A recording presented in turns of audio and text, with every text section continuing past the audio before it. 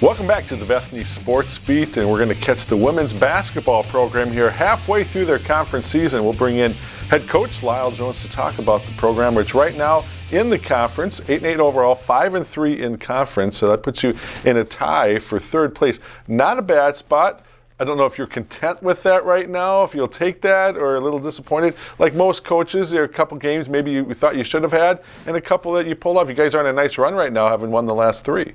There are a few that we probably should have had done, and that's unfortunate, but we're not happy with where we are. We want to be in that first place. Even though Superior is 8-0, we feel that we've got a great shot at them. Northwestern's got a good shot at them, and there's a few other teams in our conference that can, I think, sneak up and beat the number 1 or 2 team.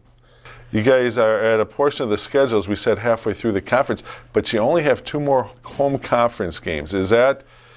I would imagine you would have liked to have had a few more. It's just the conference schedule didn't work out like that, but you're on the road for all but 2 here. Well, you know what? The way it's really worked out is most teams shoot well at home, and we haven't been this year. It's really an anomaly, so that when we go on the road, we're feeling pretty comfortable wherever we go. So I think the stretch here at the end is going to be okay for us. Not shooting well at home, you very, very rarely hear that. And of course, Bethany, I'll be the first to admit, Bethany's known to have some pretty friendly rims. It keeps the ball up there and alive. They are. But yeah, you guys struggle a little bit offensively at home. We have, and there's a couple games where we were shooting from the arc around 19-20%, which isn't very good. On one game, we were at 0 for 19. That was one of those games that slipped away on us. So I think, as we go on the road now, we have Scholastica coming up, and we have UW Superior. We feel pretty confident going into those games. Okay. Your team right now, to some degree, there's an element of balance to the scoring. You have basically 4 players right now averaging in double figures, but certainly Haley Sandine has come in and had a very good start here to the freshman camp game. A little bit up and down with some scoring and things at times, but obviously someone you're going to count on that she needs to be in that scoring column for you pretty continuously. As we started the season, she was 8 games in, she was 3rd leading scorer in the country. And we knew teams had figured that out and put some schemes together for her. So now it's kind of really interesting, and we kind of like it. It's more balanced. They're going to have 3 or 4 players that they're going to have to look at to stop. And I think that makes us a stronger team.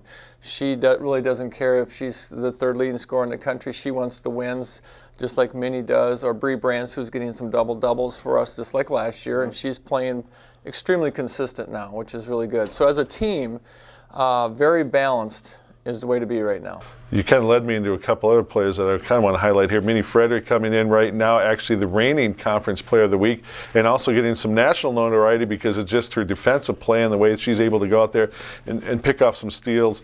When she gets in a role here, she's a very fun player to watch. She is fun to watch, and when she does get on a roll, it really motivates the team, and we really get scoring some points off her steals, some really good fast break situations going on. But, each one of those young ladies plays extremely hard, and when she gets after it, everybody else steps up their game a little bit more, and it's kind of contagious. Brianna Brantz, we knew we could count on her coming into the season. She has not disappointed by any regards. No. She's had 8 double-doubles already on the season. What is it about her? Is it just the way that she's able, obviously it's not just scoring, it's rebounding, it's tenacity. She presents so many different facets for you as a coach, but her basketball IQ must be pretty decent. It really is, and I think teams overlook her, or maybe even coaches overlook her because of her size. You may look, she's a little leaner than most players. She's got a motor on her. She always is going up and down the floor. She's basically a slasher. She's probably one of the best slashers I've ever seen playing the 3 or the 4 position. And again, very consistent from her. I think teams really do overlook her because they look at the person that's really scoring the most points on a team, or maybe the best defensive player. And we're just glad we have her on our team. We don't have to prepare for her. As we look forward here again, the season's going to end rather quickly. Really, you have about 3-4 more weekends on the road, and then we're in the conference tournament. You guys finishing right now 3rd in the conference. Top 5 teams move on into conference postseason play. And at every position, whether there's a home game or there's a bye, there's going to be something to play for down to that last weekend. Oh, absolutely. I mean, the game that's coming up here with Scholastica, they're in 4th place. If we win on Friday, that kind of puts them down fighting for 5th or 6th. Same thing with Morris. I mean, they're fighting for their lives along with some of the other teams. and who knows what will happen this weekend, but we're going to give it our best shot. We think we've got a great shot against Scholastica and Superior. That's going to be kind of a war there, because when you're number one, you got a target on your back and everyone's after you.